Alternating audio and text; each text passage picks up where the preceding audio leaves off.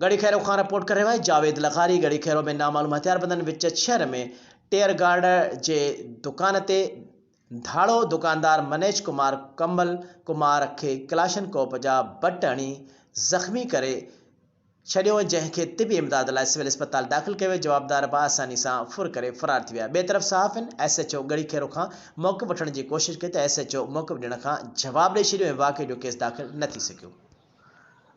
जी बिल्कुल, तीअं तव्हांखे ख़बर ॿुधाईंदा हलूं त गढ़ी खैरो में नामालूम हथियारबंदनि विच शहर में टियर गार्ड जे दुकानदार ते दाड़ो। दुकानदार मनीष कुमार कमल कुमार खे क्लैशनकोफ जा बल्ट हणी करे सख़्तु ज़ख़्मी करे छॾियो, जंहिंखे तिबी इमदाद लाइ सिविल हॉस्पिटल दाख़िल कयो। जवाबदार बाआसानी सां फरार थी विया। ॿिए तरफ़ सहाफ़िन SHO गढ़ी खैर खां मौक़िफ़ वठण जी कोशिशि कई त SHO मौक़िफ़ ॾियण खां जवाबु ॾेई छॾियो ऐं वाक़े जो केस दाख़िल न थी सघियो। जी